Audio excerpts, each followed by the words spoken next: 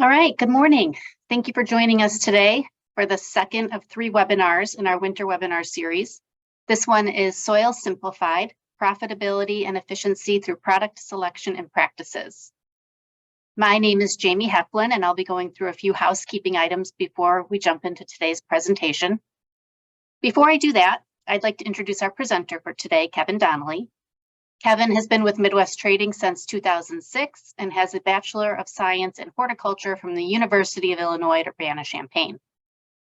As horticulture soil scientist, Kevin runs the Center for Horticulture Soils Testing and Research at Midwest Trading, where he oversees quality control of mixes, management of raw materials, blend design, and technical support.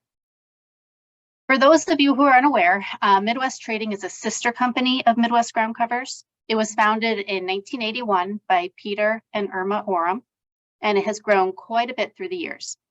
While they are 2 separate companies, they do work very closely together. And yes, Midwest Trading does provide all the nursery and greenhouse mix that Midwest Ground Covers grows plants in. As you can somewhat see in this photo, Midwest Trading's headquarters are situated right in the middle of Midwest Ground Covers Virgil Nursery. The building on the right is the Precision Mix Plant Facility. The team just last week processed their 1 millionth cubic yard of mix through that mix line. So it gets a lot of use. And then the building on the left, it's our very brand new bagging plant. It just opened a couple months ago. And that can output 7,200 bags of mix during a single 8-hour shift. So again, lots of growth going on, and a lot of that growth can be attributed to Kevin's deep passion for his work and the energy and purpose he brings to producing quality products. So before I pass it over to Kevin, I'll go through those housekeeping items.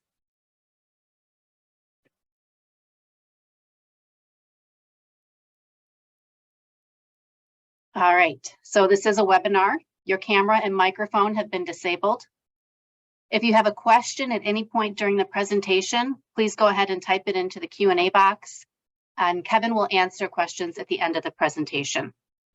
A follow-up email will be sent out at the end of the presentation. This will have a link to the required test to earn if you're interested in earning those CEU credits. And then we are recording this webinar as well, and it'll be available on our YouTube channel in the next few weeks. So with that, I will go ahead and let Kevin get started. All right, thank you, everybody. Thanks for the coming and visiting and listening and seeing what we have to offer here is from this talk. So like you said, my name is Kevin Donnelly. Yes, I've been with the company 16 years, and in that time I have grown to love and appreciate the soils that we work with and have gained a passion for it. So just again, I'm a Center for Horticultural Soils Testing and Research. What's nice about that, I'm going to just share this now, if I can get this to go back. So you can kind of see in the picture at the bottom on the right, there's a trailer down there in one of those pictures. So we were in that trailer for about 14 years, 13, 14 years of that. And so this new lab that we have, which is a part of the new building, has been a tremendous upgrade in our abilities to spread out and do the things that we need to do for all the testing that we have. So we do handle all the internal testing and the research that goes along with the products that we offer, from technical support and product design and everything else. Before I get started in all the presentations that I give, there's a couple of points that I want to bring to everybody, just constantly remind you. There's a lot of information out there about horticulture, about the things that we work with. And there's a lot of noise, a lot of opinion, a lot of blogs, a lot of things that aren't as accurate as they should be. So I do this myself whenever I'm looking up a new topic or want to really get something accurate, accurate data and informed decisions on what I'm trying to accomplish. So when you do a normal soil search, another search on Google or wherever, and you have soil amendments, right? The majority of what you're going to see is people trying to sell you things. Right? There's a lot of product links, you know, buy this, buy that, blogs. There'll be a couple of sites from universities, these extension sites, but not a lot. And so when you add the term extension to the end, or PDF, or even .edu to your search term, you're going to be taken directly to the extension site. So if you're not familiar what extension is, the land-grant universities throughout the United States, they have a 3-pronged mission: research, education, and extension. So that extension is there to give research-based, accurate information to the public. And there's a lot of effort that are put forth for horticulture, among other topics as well. So if you do that, what you're going to find is flyers and bulletins and other things from different universities, whether that's Purdue or U of I, Wisconsin, Rutgers, it doesn't matter. All that information is going to be well vetted and stuff that you can rely upon when making decisions in your businesses or any of the horticultural practices you have. It doesn't matter where you go, what state you go with. Certainly, if you're interested in grasses and turf care, you're not going to look at a site from Florida because it's just not going to match up. But for the most part, when you're talking about soils or you're talking about general plant health, you're going to find a lot of really good information on there using that search term, the extension or the PDF. It'll take you to those sites. So I highly recommend you use that. Additionally, if you're involved in any of the growing side of it, eGrow, which is a collection of extension agents, essentially have compiled a lot of information out there to give guidance and alerts and recommendations on how to grow crops. And again, take the opportunity every time, obviously you guys are here listening to a webinar, there's plenty of educational opportunities throughout the industry. And I know you guys are taking advantage of because you're here, but just encourage others that you're with that the industry as a whole, we're here to support everybody. So, the learning opportunities that exist are pretty thorough. Additionally, this one is a pet peeve of mine, and I see it so often that I cringe every time I drive by: mulch volcanoes. Please don't do this. This is bad for trees. I'm not going to go too deep into it right now, but trees like donuts, not volcanoes. So please make sure that you're avoiding that. It will create problems long-term for a tree, and a tree is something that we want to survive for a very long time and not start to die and dwindle over a number of years and have to be replaced.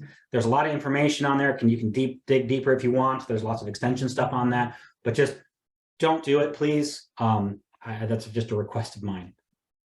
So what we're going to talk about today, and approaching it more from the products that are out there in the market, why you would choose to use them and where, because every product is not necessarily, it's not universal, right? You don't just use one product for everything. You can, and certainly you have to make those choices from a business standpoint of, yes, we're going to bring in this or we're going to bring in that and use it everywhere from an efficiency standpoint. But there are opportunities out there to select the right product for the right application. So we'll talk about some mulches, the soil amendments, and at the end, we'll touch briefly on container mixes. So what are we all trying to accomplish in the landscape? What are you actually out there selling when you're going to a client? You're selling this. You're selling the good-looking landscape that's there, has multi-season, attractiveness and interest, and the above ground material, right? That's the plants, that's what people get excited about. You don't go in and say, hey, I'm going to talk to you about the mulch I'm putting down or the soil that we're going to deal with. It's not as interesting, and that's just the reality of it. This is what we're trying to accomplish. We're trying to make an aesthetic above ground. And that can take a lot of work. And you're not always dealing with really nice soil, right? And so this is an example in the city, Lurie Garden and Millennium Park. Look at a picture now. I'm going to show you the before and next to it, but you're trying to make something look wonderful. But what's underneath it can make all the difference. So on the top right picture, that's actually what it used to look like. It's parking lots, trains, and everything else. Lurie Garden and Millennium Park are green roofs by definition because they are overstructured. Now, it's not a typical green roof that you're going to see on a box store or something like that. There's a lot more weight that they can handle, but they had to construct the landscape from nothing. And so the soil that they put in is extremely important. The type of soil they used on the Great Lawn for the amphitheater is a lot different because of the high traffic and what they're trying to accomplish, but it's not sitting on there. It just doesn't keep going down. And so there can be a lot of challenges there. One of the challenges we run into with landscapes is compaction, soil compaction. The bottom right picture is a site that I'm familiar with where, someone who wasn't quite knowledgeable about what they were doing with the soil compacted it down, smoothed it out really, really nice. You can see the treads on there from the tractors. They smoothed it out. They were going to do a raised bed in that area. So they found some impervious plastic barriers they could put in, and they put one of our products in, PM35. I'll touch on it towards the end, but they put this planting mix in there that performs really well in normal situations. The unfortunate thing is they built a bathtub. They built a giant bathtub and the plants suffered. suffered immensely because there was nowhere for that water to go because of the soil compaction underneath. So you have to make sure in these landscapes that you take that into consideration. If you're doing a small, an old house where there's large trees, be careful of the root system of those trees. Try and do what you can to protect them from compaction, because when those trees get stressed due to soil compaction, that's when plant health issues come up. And then on the left, one of my favorite pictures that I have. So this is over at the Arboretum, and they had a hilly area over by the on the west side where they were having lots of troubles with the trees. They were not growing well. They were stunted. The ground was staying very, very wet. And I've seen this other places as well on smaller applications. But as soil scientists do, they dug a big hole, big soil hole, a pit, to find out what was going on underneath. And what they discovered was going on underneath is there used to be a parking lot there. And when the contractor came through and said, okay, remove the parking lot and put, 2 feet of topsoil on top, they did that. They removed the pavement. But you can see in the middle, kind of about a foot and a half down, that is the compacted underlayment of that. So they compacted that down, all that rock and gravel and everything else. It's impervious, right? There is no water, gas exchange going between the surface and anything below. So it's very, very shallow, and that's why there was nothing getting through. No root system, no water, no nothing. And so that's why it stayed really, really wet. And correcting a problem like this takes a lot of effort. It takes a lot of trenching and basically digging holes and puncturing through that subbase that shouldn't have been there in the first place. That should have been removed by the contractor, but they didn't know. They didn't care. It was underneath. And a lot of times people bury their problems. You'll see that happen a lot. I've seen it certainly in landscapes when I was a landscaper. The electrician or the plumber or whatever else, there's a little bit of extra wire or whatever, they bury it and then they move on, as opposed to removing all the trash or removing all the rocks or any other problems that are in there. Nobody's seeing it, so who cares, right? Well, the plants do, and the soil structure over time will. So it's something that kind of you can get away with peacefully, at the beginning when doing a construction project, but it will suffer, that landscape will suffer for years to come if you don't do it right and don't set it up properly. So mulching. Why do we mulch? Certainly we mulch primarily to reduce the weed pressure, right? Those exposed topsoils, lots of weeds. We don't want that competition, and just doesn't look nice. It's attractive. Mulching can be very attractive. And that's one of the main reasons of why you would choose one product versus another, right? It's really about the look, the aesthetic. It will maintain the soil temperature and moisture content. So on a very dry year, you're going to have better performance of your plants because they're not going to be as drought stressed if you have the mulch in place. And also help a little bit with the soil compaction. Not a ton, but certainly it's a little bit better than trudging through with the shoes and everything else.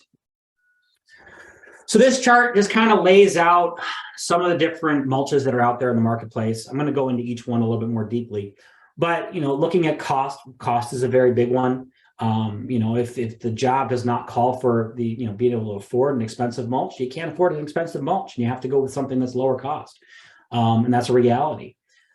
But from the aesthetic standpoint, what you're trying to accomplish, what the texture is, how often you're going to have to reapply.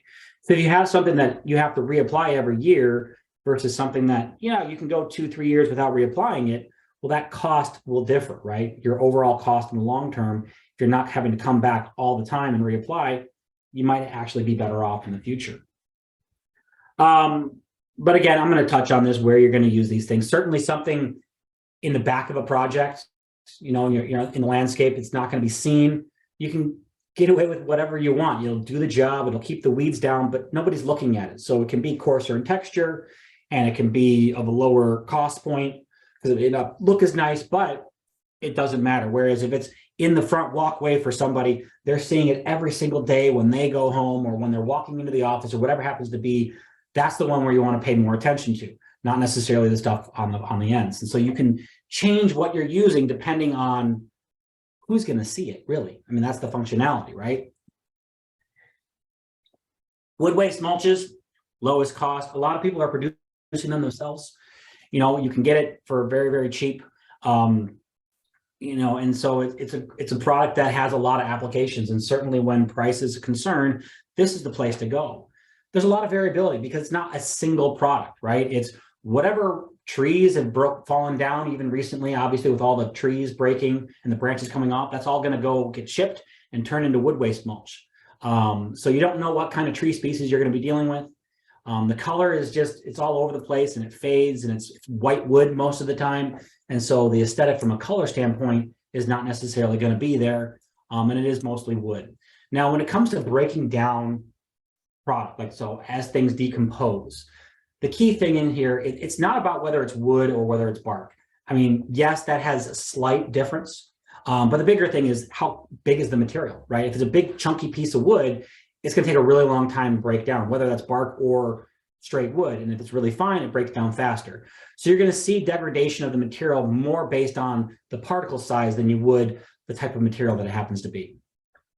And I would consider, and in most cases, this is an option to look at, add some compost if you have the ability. There are some mulches out there in the marketplace where compost is added, probably most commonly at about 20%. You're not really going to see it at that point, but you're adding nutrition back into the soil and you're going to help that decomposition process. It'll break down a little bit faster. Not a lot, not to the point where, oh my gosh, it's not going to last as long as it used to, but it will add back to the soil a lot faster than it would otherwise. So that's an option if you have the opportunity or if you can find material that's like that. Leaf mulch. Leaf mulch is a very, very fine texture. It's got a great aesthetic, right? And it's got a low cost because it's a waste stream. But you have to keep in mind is that where are they getting the leaves? The leaf collection is coming from homeowners bagging up their leaves or they're sweeping it into the streets. So there could be a lot of garbage in there. It's possible, right? You may see that in there and just have to take that into consideration. The source you're getting it from could vary on the quality of the material they're coming in, because there's a lot of plastic and garbage going in. They do what they can to screen it out. Absolutely. There are, processes they have in order to prevent that, but stuff will still get through, right? This is a great picture of it. It's not always going to look like that. You want it slightly broken down. That's like the ideal, but it does break down very, very fast. And so what it's going to look like today versus when you get it 6 months, 6 weeks from now could be a lot different. And so it will break down relatively quickly. There's a lot of variation, but it's great for annual beds, vegetable beds, stuff that's just, don't do this necessarily for perennials and trees. Do it for the annual stuff because it's going to be reapplied every year and it's not going to last forever, right? It's not necessarily going to be there in the long term for a perennial bed. Hardwood bark mulch. This is coming mostly from the south, right? There is some northern sources of hardwood bark that are local, but the majority of the southern, obviously when we classify as southern hardwood bark mulch, that's coming from mills in the south. We're talking about Alabama, Mississippi, Louisiana. This is all coming up the river. And that's an important point because there can be challenges from year to year, and especially this year is no exception, where there can be limitations to the availability of that material because of the river conditions, whether it's flooding, it's frozen, or in this case, this year, I believe they're closing some of the locks for a few months. And so some of the suppliers are not going to have this access to it where others might. So just take that in consideration as far as if you typically source hardwood bark mulch, make sure you contact your supplier to say, hey, how are we doing on inventory? Because there could be a point, and there will be a point this year where some people are going to start running out. And that can be an issue. And it's a very, very tricky thing to get that material up the river. A barge holds about 60 truckloads of material, but it takes time and there's a lot involved in order to get that up there. It's part of why the cost is so high. It's still it's competitive with a bark mulch that you might get from up here and you're shipping a lot further away, but freight cost is a killer, right? The freight for a barge has gone up and up and up and up. And so that can be a challenge. And I know across the market, the prices have had gone up significantly because of fuel. Basically, it's the fuel, the freight to get it from the south up here. But you don't have the level of supply that up here as you would down south. There's a lot more trees. There's a lot more mills in the south than there are up here. But it's great for overall use. It nets together really well. And so in sloping areas, you're not going to see it wash away, whereas other products you might. And for the reason it nets together, it can be difficult to spread when you're trying to spread it around with a rake. So just keep those things in mind when you're doing this. And it comes in a lot of different flavor, so to speak, where it's could be, you know, a coarser ground, a finer ground, or there's a lot of times you're blending it from a cost standpoint, blending that hardwood bark, the hardwood, the tree, the wood waste into it to kind of reduce the cost. Pine bark mulches has a really, really great texture, low pH. It's really easy to spread because it doesn't net together as much as the hardwood bark. However, because of that, it can wash away. You know, I have some in an area of my house where when the rain's really heavy and it comes off the gutter, it just splashes and disappears. And I know that, and it just happens to be what I use. But it will look nice, certainly in annual and vegetable beds, somewhere up close where you want that texture, you want that finer texture to be there. It can be a really good option. Is it expensive as well? Because again, pine bark, the majority is coming from the south. There is northern, again, pine bark, just like with the hardwood, but the market is not as supply heavy. Whereas like all the mixes that get produced in this area, the bark is primarily coming from the south, again, on barges up the river. But it can also be tilled in really nicely, whereas the hardwood doesn't really work that way. It does not as good for tilling in to break down. Pine bark is really great soil amendment.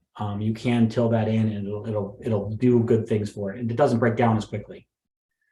Red cedar mulch. Red cedar mulch has got a great color, can be aromatic, can be expensive, but when you want something that has that look and your client is willing to pay for that look, that's what you go for, right? So the color will last because it's built into the material, right? It's not a dye. It's actually what the color of the wood looks like.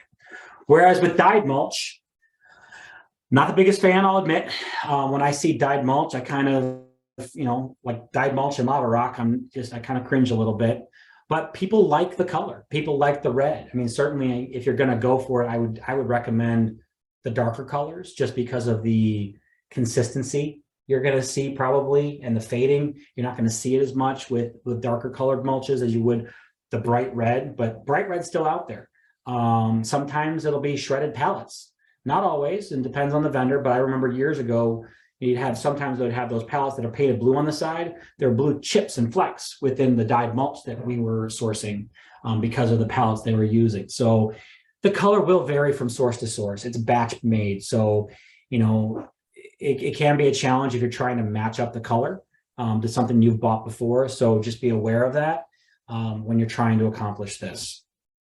And when you can, when a customer really, really wants the red dyed mulch, you give them the red dyed mulch.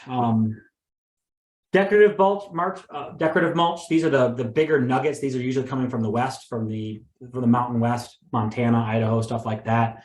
It is a higher cost for sure. It's used in very sparingly. There's not a lot of it being used out there, but it is an option out there. It comes in bagged. It's got various different textures, different sizes, but it'll last because it's a really thick bark. I think it's more used internally than it is used outside in the landscape. If you're doing an interior scape, for instance, that's where you're probably going to see more of this than you would other products. And lastly, on the mulch, playground cover, playground mulch goes by there's different brand names, different people making it, but this is specifically for playgrounds. You need to use it for playgrounds when you're doing it. It requires a specific test, and this testing includes wheelchair accessibility, ADA compliance, and then a critical fall test. Basically, the way they actually do this is they drop a bowling ball from 12 feet to simulate a child falling off the playground equipment and see if it absorbs that or if it basically bounces. So it's making sure that it's going to be a nice soft landing, so to speak, when those incidents happen. The test exists. You get asked for that occasionally, depending on who you're working with. But anybody who produces this will have that test available. It's just kind of it's just real simple. Pass it on. It's good material. A lot of people are making it, but it's made very specifically for the purpose of playgrounds. So that's on the mulches. Before I move on to soil amendments, I want to talk a little bit about some of the labor efficiencies, the recommendations and tips that we might have for approaching how you purchase these materials, specifically on the mulches, but it also works for soil amendments. On the mulching side, something that we are starting to recommend more and more, looking at labor efficiency. So labor is tight, and we all know that labor is a big challenge. And so in the spring, when you're trying to mulch, right, you're trying to get out there and mulch, it can be really difficult to get out there and go like crazy to get all the mulch down that you want to get down for the plantings you have. And so it's a race to get things down. Well, you're out there in the fall anyway, cleaning up, right? And you're chopping back a lot of the perennials and you're doing like here in the picture, it's an opportunity to mulch. It's an opportunity to be out there actually adding value and billing for that value to your customer. And the reason why this is important, one, you have more time, right? You're getting in there and it's going to be there. Nothing's going to happen to that mulch over the winter. It's not going to break down. It's cold, right? You're not going to have that biological activity where you're worried about it breaking down over time. Additionally, you know, especially with this year, there's not a lot of snow some years, right? Some years we have lots of snow. This year we didn't have a lot of snow. And so these barren landscapes just sit there all winter long looking kind of right? So if you can add fresh mulch to those landscapes in the fall before it gets really cold, then in the wintertime, it looks nicer, right? I mean, it'll look nice throughout the winter. And then come spring, everything pops up and you don't have to worry to race around to do those jobs. You know, this is not something you do everywhere. And certainly a lot of customers are going to have to be convinced that this is an idea that should be done, but take this into consideration as an option. You have more time in the fall. You're not as stressed for the weather. You can get out there and you can actually get stuff down. Bagged versus bulk. So most things are bought bulk, right? Bulk mulch, bulk soil amendment, whatever it happens to be. But it's not always the right option for a project. One, let me see if the next slide is better. No. So you can certainly move a lot more material. You know, if you've got a site that is hard to get to or very sparse, bags might actually be an option. If you're going to someone's backyard, or if you've got, a few bags in the truck and you got to just spot, fix a small spot, bags are a really good idea, right? You can move more bags on a wheelbarrow than you can actual mulch when you're doing the wheelbarrow. You can hoist them up and carry them through to the backyard. But even on these larger projects, you look on the left, you have this big landscaped area. You're not putting mulch everywhere. You're putting mulch around the trees. And if that tree ring calls for, 6 cubic feet of mulch, well, that's 3 bags of mulch. You could drop it down and move on. You throw the bags down, move on to the next side. You're not trucking it over or got a skid steer out there or a wheelbarrow out there, moving things back and forth and back and forth. You have a known volume going out there. And I've seen this, I was at Menards, it was a couple of years ago, and that's exactly what they're doing. They're taking mulch, drop 2 bags here, 2 bags here, 2 bags here, and move on. It does cost more up front, absolutely. I mean, there is a premium because it's the labor and the plastic and all the things that go into it. But there can be advantages on the other end, right? On your inventory control and stuff like that. So normally you take a skid steer or a tractor, and it's like, let's call it a 1 yard bucket, right? Well, what we found is that 1 yard bucket, when getting loaded into a truck for a job at a landscaper, maybe not 27 cubic feet, maybe you end up with 30 cubic feet, right? Because is it a heaping bucket that you're actually getting more material onto the truck than you've accounted for from a billing standpoint? And if they compress into that pile, they're going to be compressing it into the bucket and putting on more so it spreads out. So if a job calls for, on paper, 25 cubic yards of material, well, if you sent 27, because that's just how much got on the truck, you're not going to bring the extra 2 yards back. Your crews are not going to do that. They're going to spread it out. And so you're going to lose that value, that product off when you bill it. Plus, the bulk material, how are you going to bring it back, even if you wanted to? Most of the truck beds end up getting full with all the debris, all the leaves and the branches and everything else. You're not going to have something come back that's in good shape that can be reused. Bags, on the other hand, if you've got 5 extra bags that you didn't need, okay, great. Toss the bags in. The bags are contained. You don't have to worry about that. It'll be fine. So then on inventory control too, I'm going to touch on this real quick, but basically, we also have something called load scan. Load scan that we use, basically it measures the volume of the truck. So the truck drives underneath and it'll actually measure the exact volume in there, and then we round down to the nearest yard, I believe was what we do for a billing standpoint. Because again, that 65 cubic yard truck, is it really 65? During the winter or during wet season when it's a little bit heavier, you're going to get less on the truck because you can only go to a certain weight, but you can't keep calling them 65 cubic yard loads, right? Because you're not getting on that because the truck is going to be overweight.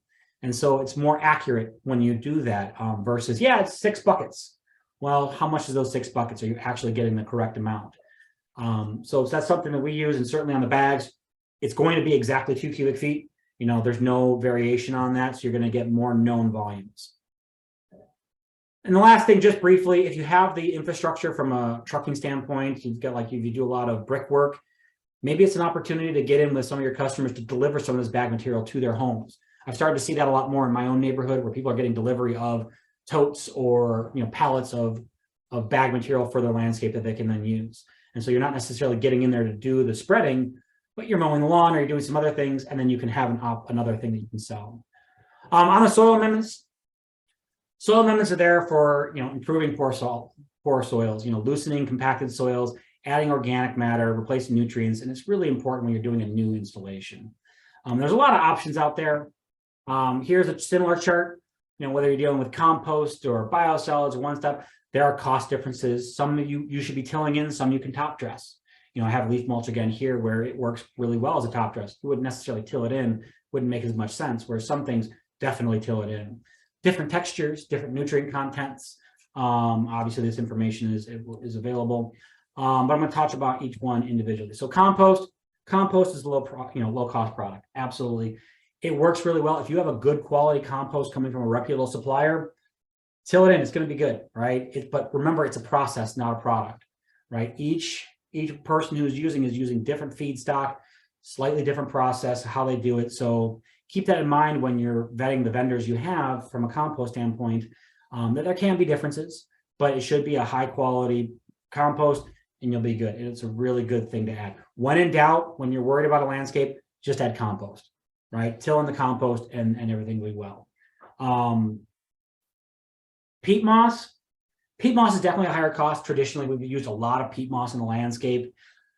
Honestly, for the best bang for your buck, the compost is a better option.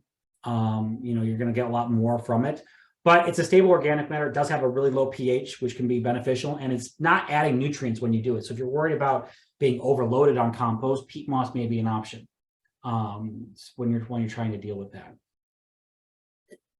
Spent mushroom substrate, mushroom compost can be a low cost, has a high nutrient content because it's being used. It's the substrate that they grow mushrooms in. So it's actually a growing substrate. And then after they're done, they steam pasteurize it, kick it out the door, and that's the material that's available to the marketplace. Much coarser texture. Can have a very strong odor, as those of you familiar will know. You're gonna want to till this into the soil. You do not want to just top dress and plant through it. It's just all sorts of problems. And then sensitive plants, vegetables, stuff like that. The salt level, while it's all nutrients, nitrogen, phosphorus, potassium, all that type of stuff, right? It's not necessarily the sodium. Sensitive plants can see root burn from a product like this if you plant directly into it. If you till it in, you're in a lot better situation, right? But you know, just be careful planting directly into that material because it can get pretty salty from a nutrient standpoint. One step, the product we have, these blended amendments. A lot of what we do ends up being, when we develop new products, end up being 50-50. 50 of this, 50 of that. So in the case of one step, it's 50% compost soil amendment, 50% nursery mix. Kind of that concept put together. So there's a lot of pine bark in it. But there's a lot of different blended amendments on the marketplace that are out there. There's value-added materials. You can add things into it, right? It's not just a compost, because a compost has limitations to when, you know, the texture that you're going to get, right? It's the same product over and over again, which is great, but sometimes something like this is a better value. The cost will vary depending on what's in the mix, you know, because you're actually blending different things in there. And it requires someone with the ability to do that, right? So if you want to do something like this yourself, then you have to be a bucket blending or you're buying it from somebody like us who has the blending equipment to make it the way it needs to be made. But it often provides more benefit than just the compost alone, right? In the instance of one step, for instance, the pine bark in there will kind of stay at the surface and provide a level of mulch. And this is something that you can plant directly through, away you go. And I have some pictures at the end about that. But these value-added products, they can be a very, very good option for a lot of it. You're going to pay more for it, but the performance is going to be that much better because there are extra things in there, whether it's mycorrhizae or fertilizer or whatever it happens to be. Some of the other materials don't get used a lot, but they're out there. I just want to touch on them. Worm castings. Worm castings, obviously, is coming from worm farmers. It's very expensive. And on the micro level, you know, laboratory testing, are there differences between worm castings and compost? Absolutely. right? You are going to see differences in there. Are you going to see that in the landscape? Probably not, right? So worm castings can be tricky. I don't recommend them just from a cost standpoint. I don't think you're going to get the value you're not going to get back that value. Now, if you have a customer who, I want worm castings, okay, charge them for the worm casting. There's nothing wrong with it. It's not a bad product. It's just for the cost. There are other more cost-effective options out there with compost. Mycorrhizae is getting used a lot more these days. It is going to help with the root system to develop. There is mycorrhizae that exists in the soil to some extent, but giving it a boost definitely does help. There are different products out there that you can add when putting a tree in, for instance. There's products that you can just throw in the hole and then maybe it'll help. Something to consider. Again, it will help a little bit. How much in the soils that we deal with, I don't know. I mean, in more stressed soil situations, maybe, but for the most part, the soils we have are pretty good. Biosolids is the bottom left. If you've heard of Milorganite is a biosolid. It's a waste stream. It's a compost coming from the wastewater treatment plant.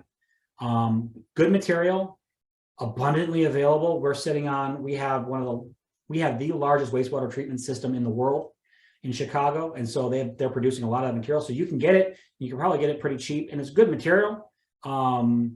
There's some other things. From a texture standpoint, it's not quite like the other compost that we have, but if you have access to it, I'd give it a shot, especially for turf establishment, it'd be really good.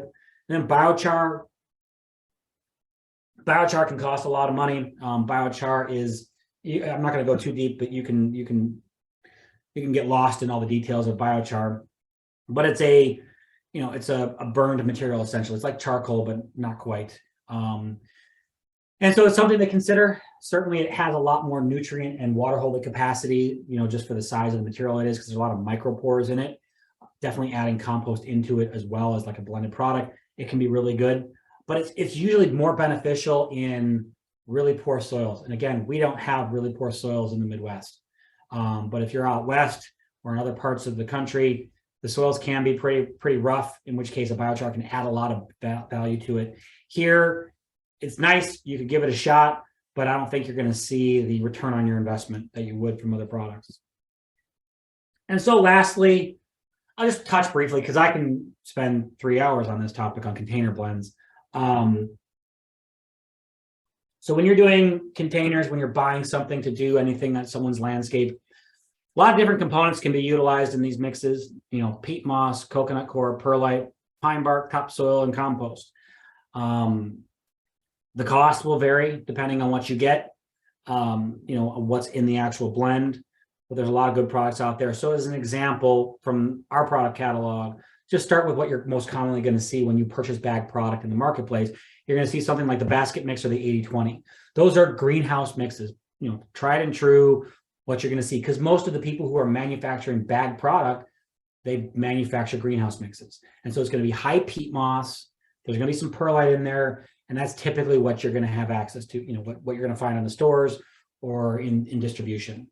Now, the challenge with those types of high peat mixes is that the peat, when it dries out, will be hard to re-wet. If that happens, right? If it stays hydrated, it'll be fine. But over time, it'll start to shrink away from the sides because the peat moss, just the way that it behaves from the wetting and drying cycles, you'll start to lose that and it'll kind of compact around. And so when you start to water, it'll go down the sides and you lose that ability to wet up the mix over time. And it will break down. I mean, peat moss definitely breaks down. As a grower, we used to grow in an 80-20 mix. We did a lot of annuals, but we grew some perennials as well. And after overwintering some of the perennials that we had, there was nothing left of the soil structure.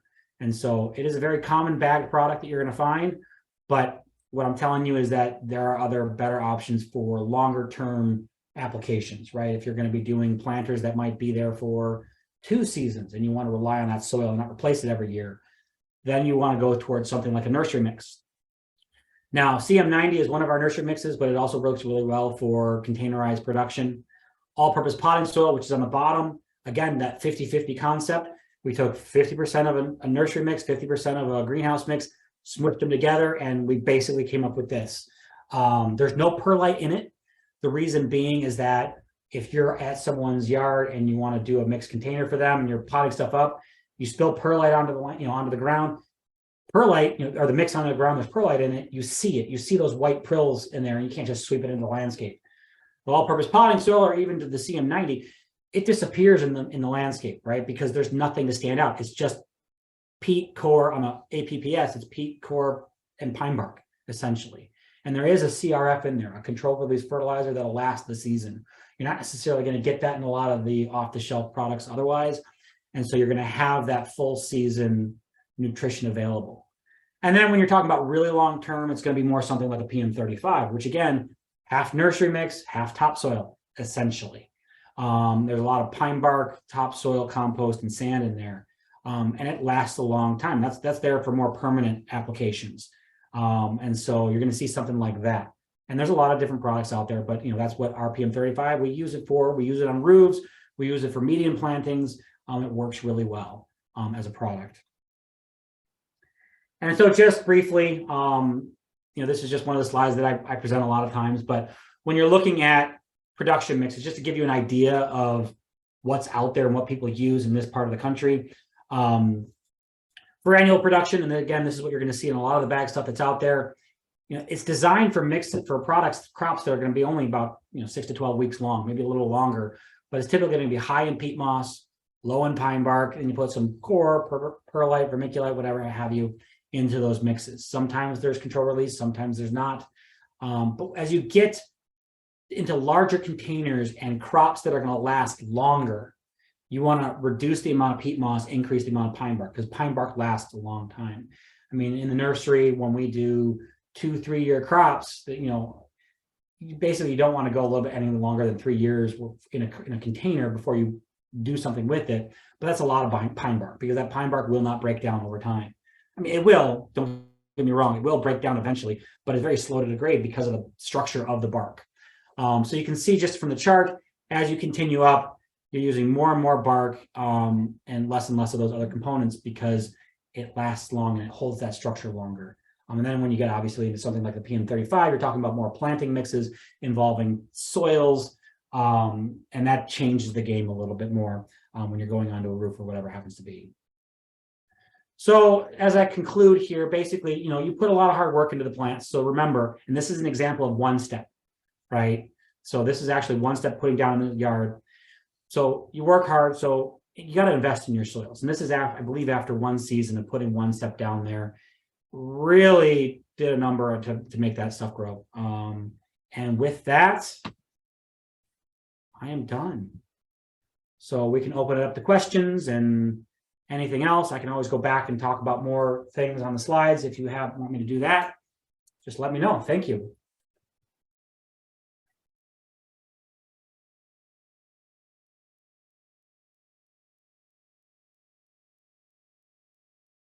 Kevin, could you maybe go back to those 2 slides you just showed? And I think they're a really good illustration of, what it, prepping your soil correctly, what you get out of it. Maybe talk through those just a little bit more.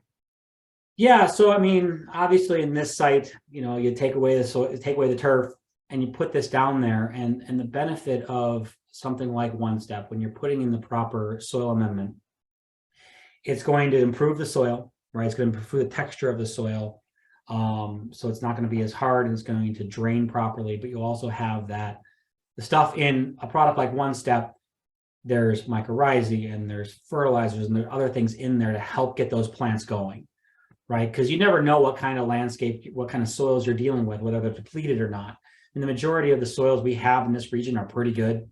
A lot of times though, you end up with, subdivisions where they scrape away the topsoil and then they put just a little bit left and then they put turf down. And so you're going to be dealing with something that it's going to take time to get it to get back into a proper condition. So it may take multiple years, and certainly having your customer understand that, go out, dig around in the landscape and go, oh, this is a lot of clay, or this is a lot of hard soil.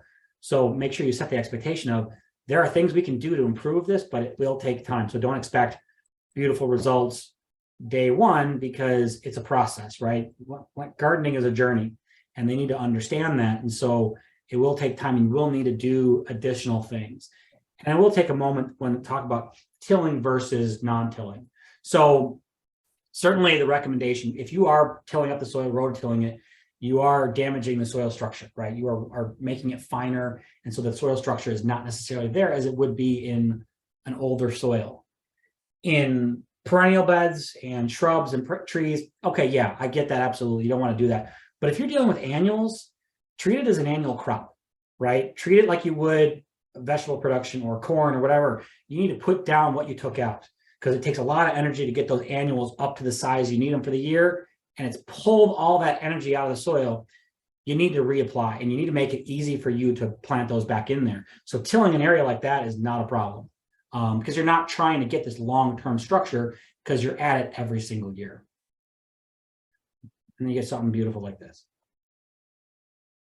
So we've had a couple of people picture? ask, Yeah. what is the difference between nursery mix and greenhouse mix? Nursery mix. So, I mean, we look at it from a standpoint of, I'll go back to that picture. So, you know, a nursery mix basically is designed for crops that are long-term, you know, 6 months, a year, 2 years, depending on what it is.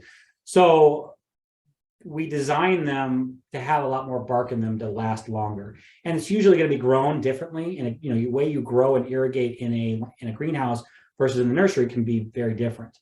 And so, you know, if you're off by 2 weeks of production, you're 2 weeks behind on, you know, your production of hydrangeas, it's a 2-year crop. It's not going to make a difference. If you're 2 weeks off on your petunia crop that's got to go out the door, that's a big deal.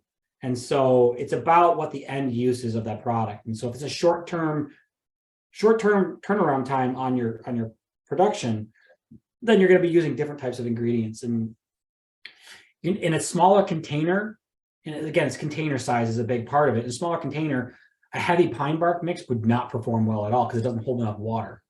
So you run into that problem. That's where the peat moss and the vermiculite and the core come in, and some of the other products that we have. That's the main differences. It's about irrigation method, length of crop time, and the size of the container is really big important part as well.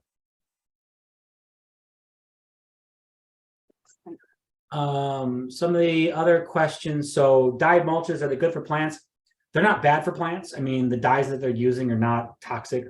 It's again, when you choose the mulches you're do, it's aesthetics and cost. That's where you should be focusing your attention, so to speak. So if it looks nice to the person who's paying the money, then do it, right? It's not about, there are no, as much as I would like to say, hey, the premium hardwood bark mulch that we sell is better for the plants, they're all about the same. They're going to have the same impact on the soil, not regardless, but there's not going to be much differences between the different types of mulches out there. They're going to do the job. And it's more about the other stuff, the look and, you know, the costs and everything else based on how you decide what mulches you have. Let's see, just going, core has salts. Yes and no. For the purposes of most people, the salts that core have are not a problem. It does retain sodium and potassium within the core, tightly held, but most of the core that's being used, especially the stuff we have, is very low in EC anyway, and so you're never going to see an issue from it. It only becomes an issue if you're growing in like 100% core and you have a high salty core. You run into a temporary nutrient imbalance, but that's, I mean, so it's not really a big deal. Leaf mulch not efficient for perennials. I mean, certainly you can use it for perennials. I'm just more of my recommendation saying that in the annuals, that's where you're probably going to have more benefit from it. But again, look at your job and what makes sense for you as far as what you're going to do from a breakdown standpoint. I'm not saying don't use leaf mulch in perennial beds, just from a textural standpoint, maybe you're going to be better off with other things. Where did that question go? Disappeared. They're going up or down? Sorry. I'm sorry if I didn't catch all those questions. Cardboard, I mean, I've never done it. I don't really have anything I can comment on it. I don't think it'd be much of a problem, but I don't know. Vegetable raised bed for one step, that would be a really good application for it because you can plant directly through. Let's see, what product would you recommend for soil management to build up soil health? So any kind of compost, honestly, will help build soil health because there's biology in it. You know, and just constantly adding it in there. How much is too much? I don't know. I hope to find that answer someday by doing some test beds where we just overdo it and see what happens. At some point there is too much, but it's a slow process. I think that's the important thing. It's going to take a while. On the annuals for mulching, do you need mulch for annuals? Probably not. I mean, I'm just, if, in a landscape, depending on what you're trying to accomplish, you don't necessarily need to have mulch. It's just from a textural standpoint, that's the comment I'm making as far as what you would do. But yeah, I mean, if you're packing it in and those annuals are going to fill out pretty quickly, then don't worry about mulching so much as worry about how you amend that soil just so that it's going to perform year after year.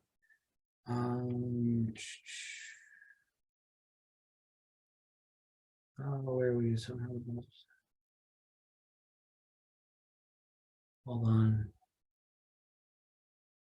So any kind of new construction, especially a clay soil, any kind of soil amendment's gonna help you, right? Whether you're using something like One Step or just straight compost or mushroom, it's gonna be more a factor of cost, right? If it's a large, expansive area, cost becomes a real big concern. So One Step is a higher cost product. It still will work really well, but you have to weigh how much you can afford to charge for that kind of a thing and where that's going to come into place. You are going to get some certain benefits from something like One Step, but any kind of landscape, any kind of compost you have, a good quality compost, whether that's landscape based, manure based, it's going to help really till that in to loosen up those soils. And it's going to be something that's going to take time. What else? I talked about that. My apologies. Isn't more wood-filled mulches and less organic based mulches?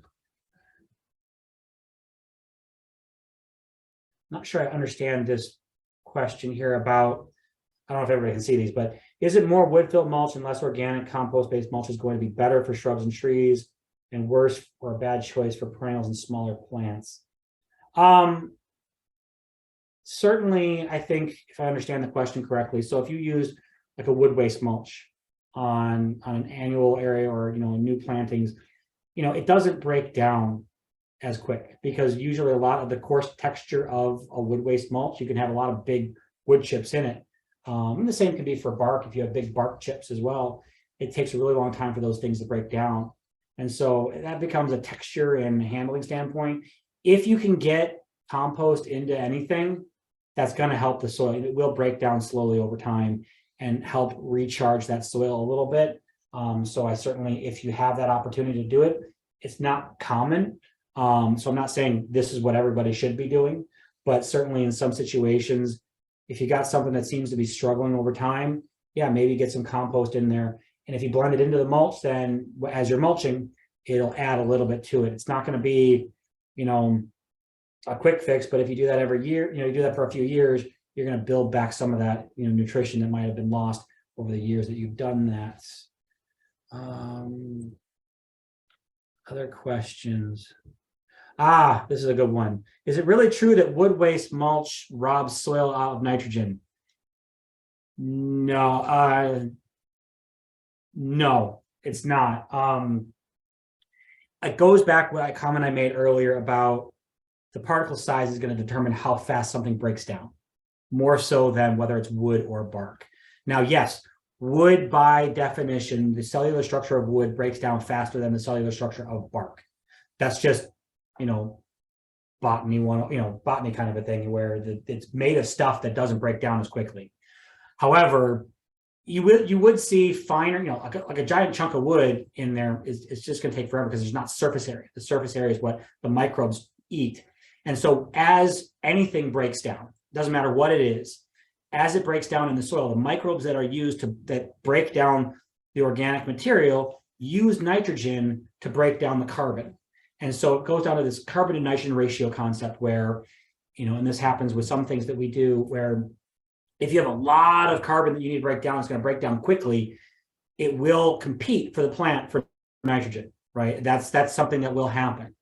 On a wood waste mulch, even if it's a finely, a fine mulch, finer texture mulch where, yes, it will break down faster than a bark in that situation.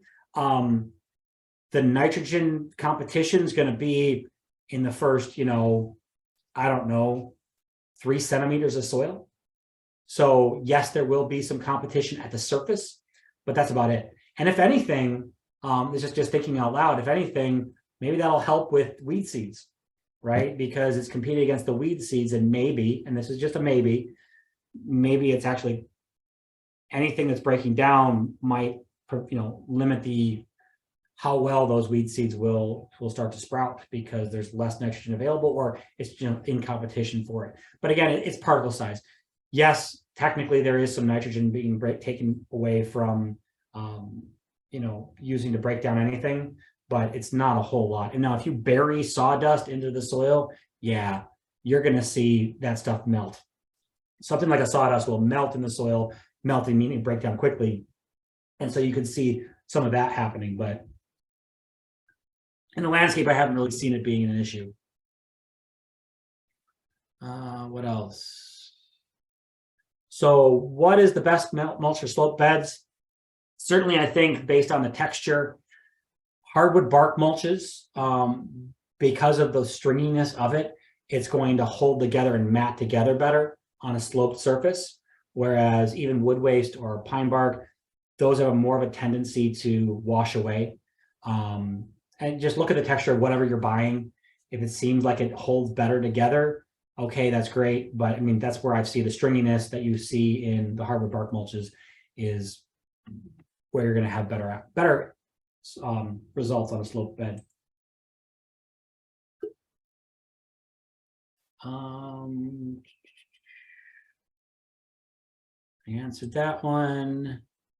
And I think, unless there's other questions, was there more on this?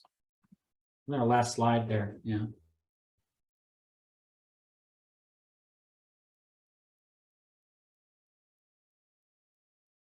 All right, I think, we have one more comment. Just an anonymous attendee says, "One step is amazing." So that's a good little plug at the end there. Oh, and here's one question, sorry, I missed. Some hardwood bark mulches form a mat and the water rolls off as a result. I guess, yes. I mean, you will see that, but for the most part, there can be some hydrophobic tendencies on mulch, on the bark. Depends on how old it is, because there's a waxy coating on a lot of these barks that break down over time. We see this more on the, from the soil, the containerized mixes standpoint, but you will see some of that, but it's not going to be a lot. I mean, if you're getting a heavy rain, it will go through the mulch. So I don't think that's going to be much of a concern. It's going to be more about what's going on underneath it. If the soil underneath is heavily compacted, that's where you're going to see more runoff than from just the mulch. The mulch will absorb that water a little bit. Some of it may trickle off, but it's more about the soil underneath. So, and I think that's it. And people like one step, which is nice to hear. All right, well, thank you, Kevin. Thanks for everyone for attending. If you haven't done so yet, please go to our website and sign up for our next 2 upcoming webinars, Blending Ecology and Landscape Design. This is an international webinar with some garden designers here in the US as well as in Denmark. That webinar is free and it's going to be next Tuesday at 8 a.m. And then the last of our winter webinar series we'll be talking a little bit more about soil, but more about the plants that grow well in the clay soil, since that can be an issue. And that will be March 10th. So go ahead and sign up. And with that, we will say goodbye. Thank you.